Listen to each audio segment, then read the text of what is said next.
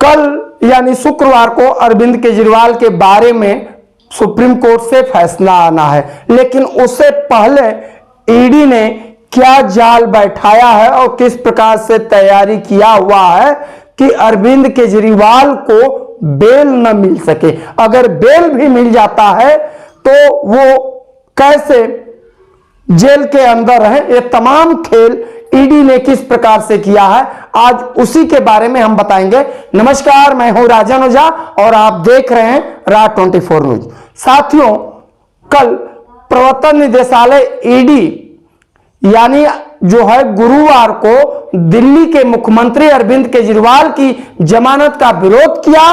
Media reports के मुताबिक ED ने अदालत में एफिडेविट फाइल किया।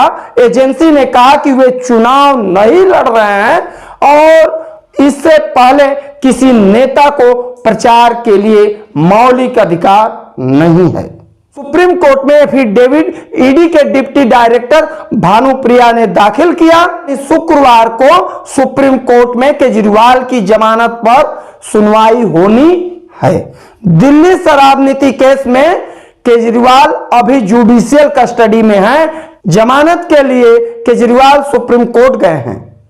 पिछली सुनवाई यानी 2 मई को सुप्रीम कोर्ट ने ईडी से कहा था कि चुनाव 5 साल में आते हैं। यानी सुप्रीम कोर्ट ने पिछली सुनवाई में ईडी से कहा था कि चुनाव 5 साल में आते हैं, ये असाधारण परिस्थिति है। कोर्ट ने कहा था कि अगर हम केजरीवाल को जमानत देते हैं तो हमारी शर्त रहेगी। शर्त क्या रहेगी? वे सरकार के काम में दखल अंदाजी नहीं करेंगे। ईडी ने अपने एफिडेविट में बेल के विरोध में 5 शर्त रखा। वे शर्त क्या है जिससे केजरीवाल बाहर न आ पाए? पहला जो है, चुनाव के दौरान प्रचार करने का मौलिक अधिकार नहीं है और ना ही कानूनी अधिकार है।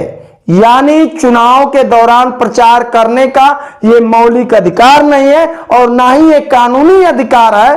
और दूसरा क्या है, हमारी जानकारी में किसी भी राजनेता को अंतरिम जमानत नहीं दी गई है। अगर कोई नेता चुनाव नहीं लड़ रहा है तो ऐसी स्थिति, अगर वो कोई चुनाव नहीं लड़ रहा हो तो।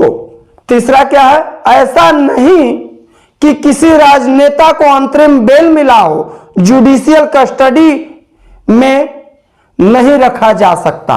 ऐसी भी स्थिति नहीं है कि किसी भी राजनेता को अंतरिम बेल मिला हो जिन्हें जुडिशियल कस्टडी में रखा गया हो। चौथा है कि पिछले 3 सालों में 123 इलेक्शन हुए।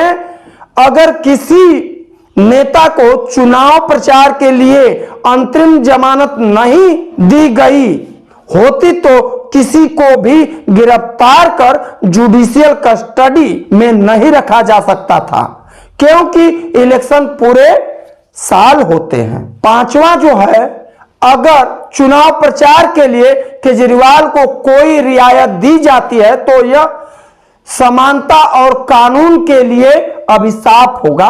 ये सब बातें जो हैं ईडी ने सुप्रीम कोर्ट के समक्ष रखा है, जिसमें कल सुनवाई होनी है। राउज एवेन्यू कोर्ट ने 20 मई तक बढ़ाई केजरीवाल की न्यायिक हिरासत जो है। दिल्ली की राउज एवेन्यू कोर्ट ने 7 मई को केजरीवाल की न्यायिक हिरासत 20 मई तक बढ़ा दी। इससे पहले कोर्ट ने 23 अप्रैल को अरविंद केजरीवाल की न्यायिक हिरासत 7 मई तक बढ़ाई थी। 21 मार्च को केजरीवाल की गिरफ्तारी के बाद 22 मार्च को राउज एवेन्यू कोर्ट में पेशी हुई, जहां से उन्हें 28 मार्च तक ईडी की रिमांड पर भेजा गया। 1 अप्रैल से वे तिहाड़ जेल में बंद हैं। सुप्रीम कोर्ट ने कहा है इस मामले में जो होगी सुनवाई, तो अपनी बात को सुप्रीम कोर्ट ने भी कहा है कि अगर जमानत दी जाती है अगर अरविंद केजरीवाल को जमानत दी जाती है तो केजरीवाल सरकारी काम में दखल अंदाजी नहीं करेंगे, वो अपने आधिकारिक कार्य नहीं करेंगे। ऐसा हुआ तो हितों में टकराव पैदा होगा और हम यह नहीं चाहते। ये तमाम विषय पर जो है कल अरविंद केजरीवाल के बारे में सुप्रीम कोर्ट में फैसला आएगा। अब देखना होगा कि क्या होता है क्या नहीं होता है, लेकिन जिस प्रकार से ईडी ने ये जाल बैठाया है अब वो देखना होगा। दोस्तों आज इतना ही। हमारी वीडियो आपको कैसी लगी जरूर कमेंट बॉक्स में सुझाव दीजिएगा। तब तक के लिए धन्यवाद, शुभकामना।